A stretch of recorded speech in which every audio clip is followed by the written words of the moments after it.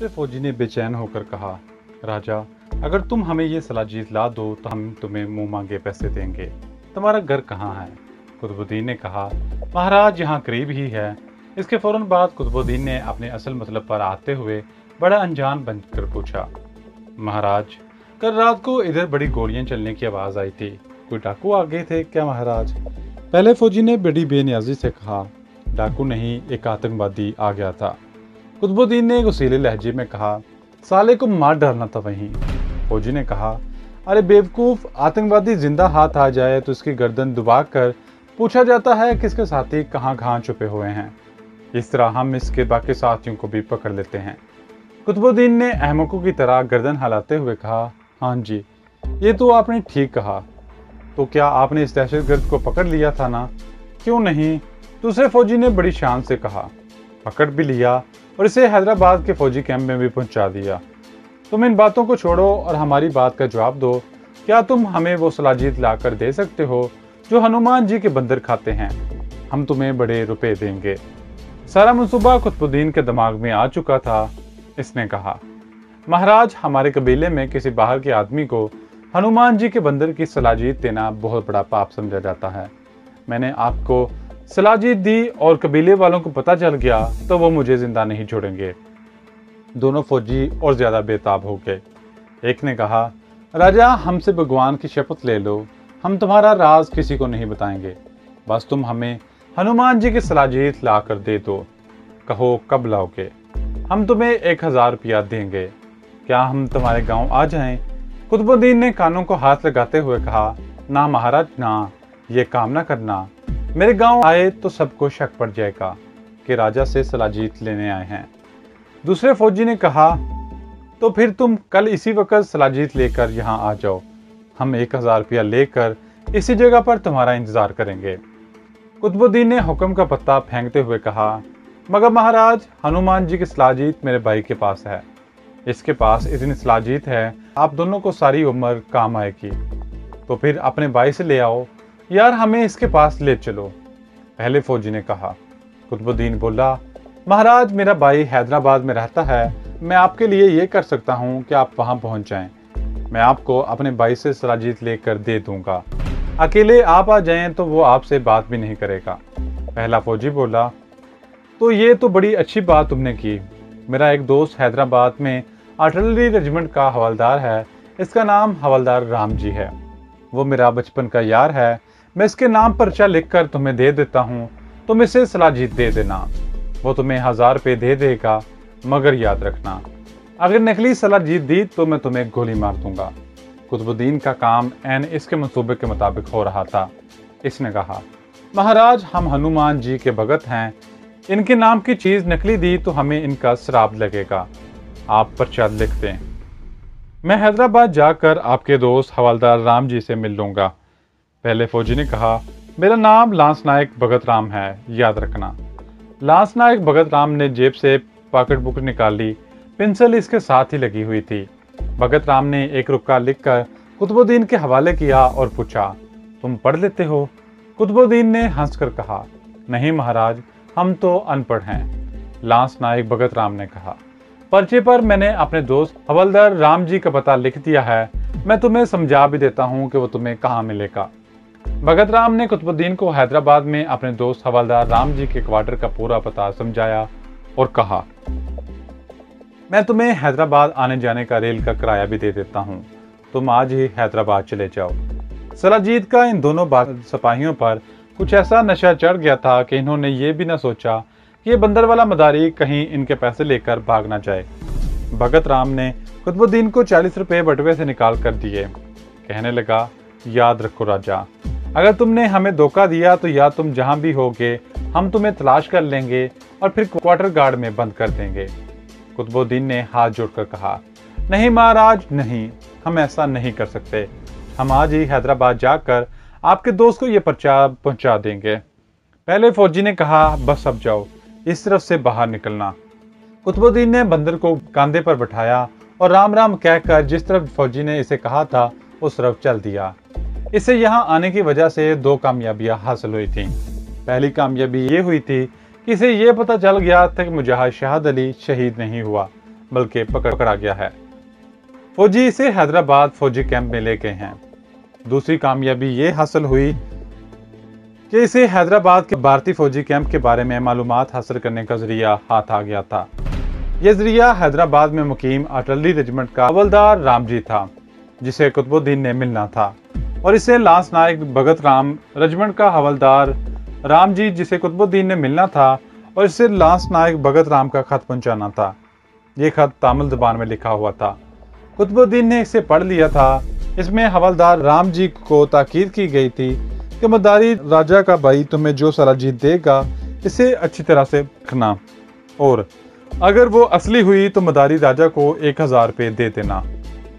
कुतुबुद्दीन अपने खुफिया ठिकाने पर पहुंच गया। इसने मास्टर सिपाही रशीद अहमद को और शेर खान को सारी दास्तान सुनाई और कहा, मुझे उम्मीद नहीं थी कि मुझे इतनी बड़ी कामयाबी अचानक हासिल हो जाएगी। शेर खान कहने लगा, मुझे यकीन है कि हैदराबाद में हवलदार राम जी से मिलकर तुम्हें मुजहा शाहद अली के बारे में कुछ ना कुछ जरूर मालूम हो जाएगा। कुतुबुद्दीन बोला, मैं ज्यादा से ज्यादा सराहसानी करने बल्कि इस हवलदार के जरिए शाहद अली से राब्ता कायम करने की कोशिश करूंगा। इसके बाद देखूंगा कि मैं इसे कैंप से निकालने के लिए क्या कर सकता हूँ। रशीद अहमद ने कहा, मैं तुम्हारे साथ चलूंगा। शेर खान भी हमारे साथ जाएगा। हैदराबाद मेरा हेडक्वार्टर है, वहाँ हमें हर किस्म की सहूलत मैसर आ सकती है। कुतुबुद्दीन बोला, तुम्हारा साथ जाना बहुत ज़रूरी है। हम आज ही किसी गाड़ी से हैदराबाद रवाना हो जाएंगे। शाम के वक्त एक गाड़ी हैदराबाद जाती थी।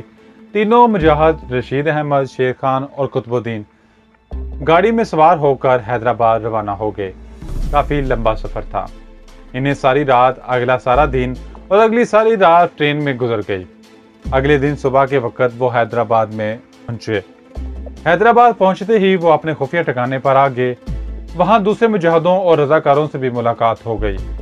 कुतुबुद्दीन कहने लगा, इस वक्त हवलदार राम जी फौजी कैंप पर ड्यूटी पर होगा। मैं इसे शाम को इसके क्वार्टर पर जाकर मिलूंगा। शेर खान ने कहा, मगर इसका क्वार्टर भी तो कैंप के अंदर ही होगा। क्या संतरी तुम्हें अंदर जाने की इजाजत देंगे? तुम आदिवासी देहातियों के हुलिये में होगे। कुतुबुद्दीन ने कहा, तुम इसकी फिक्र ना करो, मैं इसका बंदोबस्त कर लूंगा। शाम होते ही कुतुबुद्दीन ने तमिलनाडु के देहातियों जैसा हुलिया बनाया और हवलदार राम जी के क्वार्टर की तरफ चल पड़ा, जो मद्रास आर्टिलरी रेजिमेंट के कैंप में था। कैंप शहर से कुछ फासले पर एक पहाड़ी के दामन में था। चारों तरफ खारदार तारों की दीवार थी। गेट पर एक फौजी संतरी पहरा दे रहा था।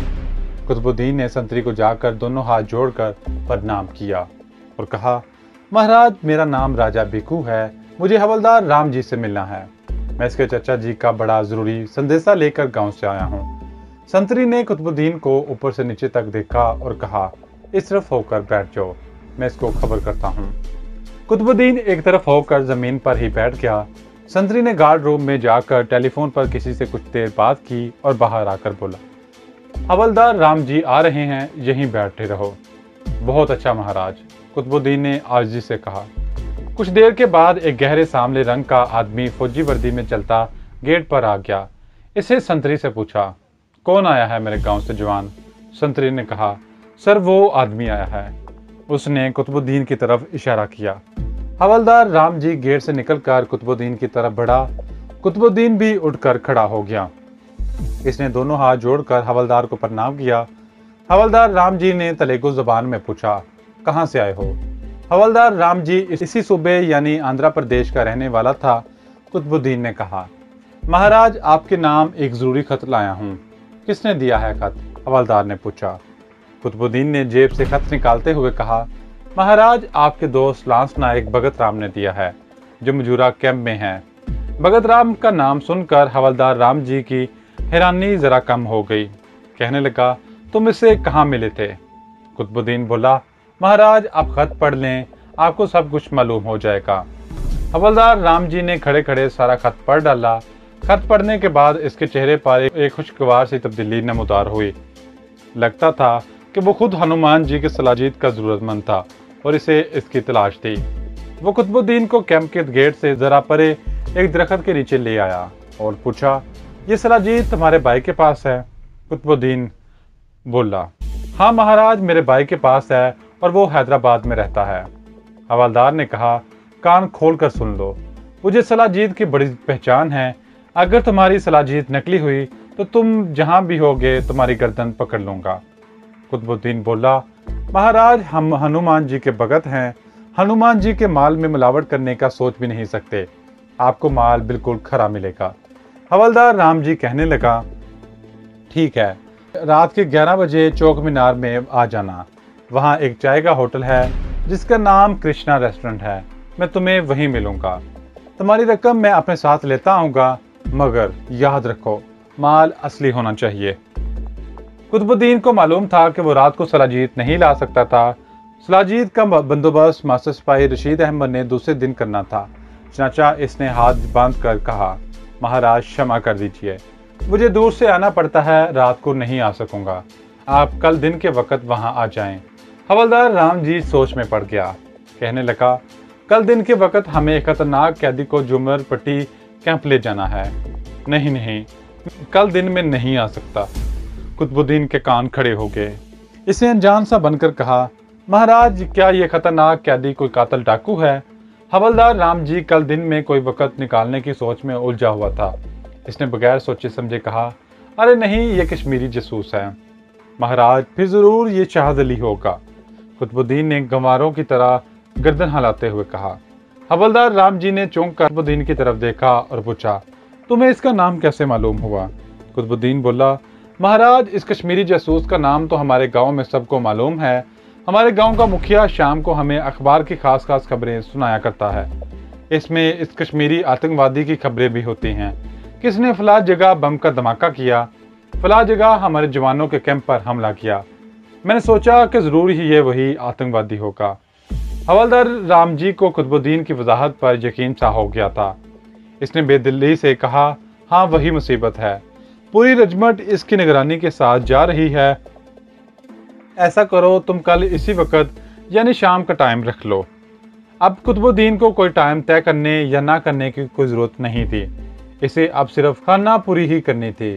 इसने कहा, ठीक है महाराज, हम कल शाम ठीक 6 बजे चार मीनार वाली कृष्णा रेस्टोरेंट में आपके माल लेकर वहां पहुंच जाएंगे। हवलदार राम जी बोला, मुझे पहचान लोगे ना? मैं वर्दी में नहीं होऊंगा, सिविलियन ड्रेस में होऊंगा।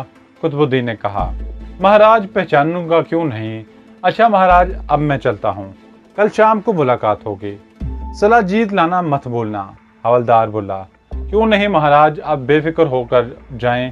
कुतुबुद्दीन ने कहा।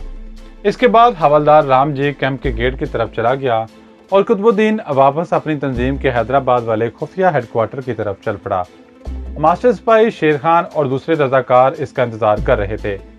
कुतुबुद्दीन ने खुफिया ठिकाने पर पहुंचकर मास्टर सिपाही रशीद अहमद को सारी कहानी बयान कर दी और कहा, शाहद अली को कल दिन के वक्त झूमर पट्टी के फौजी कैंप में ले जाया जा रहा है। ये फौजी कैंप किस जगह पर है? रशीद अहमद बोला, यह हैदराबाद से 10-12 मील के फासले पर एक नीम पहाड़ी इलाके में है। ये कोई इतना बड़ा कैंप नहीं है। कांटेदार तारों की दीवार खड़ी करके अंदर 2-4 बैरकें बना दी गई हैं। पुराना कैंप है। शेर खान ने कहा, क्या हम रास्ते में हमला करके शाहद अली को नहीं छुड़ा सकते? कुतुबुद्दीन ने जवाब में कहा, हवलदार राम जी ने बताया था कि पूरी एक रेजिमेंट शाहद अली मुजाहिद की निगरानी के लिए साथ जा रही है। हम पूरी रेजिमेंट का मुकाबला नहीं कर सकते। कुछ देर के लिए वहाँ सब खामोश हो गए। रशीद अहमद कहने लगा, लेकिन इस बात की तस्दीक करनी जरूरी है कि ये लोग कमांडो शाहद अली को ही झूमर पट्टी लेकर जा रहे हैं। शेर खान बोला, शहर से बाहर एक सड़क झूमर पट्टी के पुराने कैंप को जाती है। हम वहाँ छुप कर बैठ जाएंगे और देखेंगे कि वहाँ से ये फौजी शाहद अली को लेकर गुजरते हैं कि नहीं। कुतुबुद्दीन ने कहा, लेकिन इन्होंने कमांडो शाहद अली को किसी खुली जीप में थोड़ी बिठाया हुआ होगा, वो तो हमें दिखाई नहीं देगा। रशीद अहमद कहने लगा, तुम ठीक कहते हो, लेकिन फौज की रेजिमेंट के गुजरने से कम इस बात की तस्दीक जरूर हो जाएगी कि कल दिन के वक्त एक फौजी रेजिमेंट झूमर पट्टी कैंप में जाएगी और 99% इस बात का इम्कान है कि शाहद अली इस रेजिमेंट की हिरासत में हो। कुतुबुद्दीन बोला, तो फिर ठीक है, हम झूमर पट्टी को जाने वाली सड़क पर किसी खास जगह छुप कर बैठ जाएंगे। लेकिन हमें यह कैसे मालूम होगा कि ये फौजी दिन में किस वक्त वहां से गुजरेंगे? शेर खान ने कहा, फौजी कानवे आमतौर पर सुबह सुबह ही रवाना होते हैं। रशीद अहमद बोला, मुझे 100% यकीन है फौजी सुबह सुबह ही शहाद अली को लेकर जाएंगे। हम सुबह की अजान के साथ ही अपने इस पहाड़ की तरफ चल पड़ेंगे।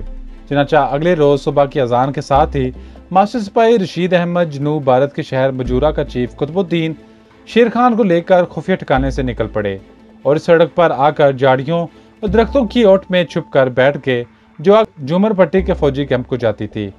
अभी सूरज नहीं निकला था और रात का हल्का हल्का अंधेरा ही था। कुतुबुद्दीन और रशीद अहमद साथ साथ ही थे। शेर खान जरा दूर एक झाड़ी के पीछे छुपा हुआ था। सड़क खाली पड़ी थी। आहिस्ता आहिस्ता दिन का उजाला नमूदार हो रहा था। कुतुबुद्दीन ने रशीद अहमद से कहा, कहीं फौजी कमांडो शहाद अली को लेकर हमसे पहले न निकल गए हों। रशीद अहमद कहा, कुछ कहा नहीं जा सकता। बहरहाल हम इंतजार करेंगे क्योंकि ये सड़क आगे झूमर पट्टी कैंप पर जाकर खत्म हो जाती थी, इसलिए इस पर कोई ट्रैफिक नहीं थी। सिर्फ एक फौजी ट्रक गुजर गया था। इसके बाद सड़क फिर खाली हो गई थी। मशरकी जानिब पहाड़ी टीलों के पीछे से सूरज के तलू होते ही किरणों ने आसमान को रोशन कर दिया। एन इस वक्त एक जीप बड़ी तेजी से शहर की तरफ से आती हुई फौजी कैंप की तरफ निकल गई। रशीद अहमद बोला, लगता है कोई कानवाई आ रही है। इसके बाद एक और जीप गुजर गई जिसमें मुसल्लह भारतीय फौजी बैठे थे। इस जीप के गुजर जाने के बाद दो जीपें एक दूसरे के आगे पीछे आईं। इनके पीछे एक बख्तरबंद गाड़ी थी। बख्तरबंद गाड़ी के पीछे फिर दो जीपें थी जिनमें मुसल्लह फौजी थे। बख्तरबंद गाड़ी और चारों जीपें बड़ी तेजी से सड़क पर से गुजर गई। इसके बाद सड़क पर खामोशी छा गई। रशीद अहमद ने कहा, कुतुबुद्दीन, मुझे यकीन है कि इस बख्तरबंद गाड़ी में कमांडो शहाद अली को ले जाया गया है। कुतुबुद्दीन बोला, मेरा ख्याल भी यही है। इस दौरान शेर खान भी झाड़ी के पीछे से उठकर इन दोनों के पास आ गया और कहने लगा, शहाद अली को इसी बख्तरबंद गाड़ी में कैंप ले जाया गया है। मुझे पूरा यकीन है। वो तीनों कुछ देर वहां चुप कर बैठे रहे। जब कोई गाड़ी वहां से ना गुजरी और दिन भी काफी निकल आया तो वो उठे और वापस चल पड़े। शेर खान ने कुतुबुद्दीन से पूछा, अब तुम्हारा क्या ख्याल है? कुतुबुद्दीन बोला, पहले तो हमें ये पता चलाना होगा कि इस फौजी बख्तरबंद गाड़ी में कमांडो शहाद अली ही मौजूद है। इसके बाद ये खोज लगाना होगा कि अगर शहाद अली को झूमर पट्टी कैंप में लाया गया है तो इसे किस जगह पर रखा गया है। इसके बाद ही हम कोई एक्शन प्लान बनाने की पोजीशन में होंगे। रशीद अहमद और शेर खान खामोशी से इसके साथ साथ चलते रहे। शेर खान ने रशीद अहमद से सवाल किया, ये बताएं कि इस झूमर पट्टी में फौजी कैंप में आपका कोई ऐसा आदमी है जो हमें ये मालूमात फराहम कर सके कि शहाद अली को किस जगह कैद में रखा गया है, और दूसरा ये बता सके कि इस कैंप में फौज की कितनी नफरी है और सिक्योरिटी का क्या इंतजाम है। रशीद अहमद बोला, मैं भी यही सोच रहा था। इस सिलसिले में मुझे अपने रजाकार अमजद से बात करनी होगी। इसे अपने इन आदमियों का सारा पता है जो मुख्तलिफ फौजी और सरकारी महकमों में हमें मालूमात फराहम करने के लिए फ़राइज़ दे रहा है।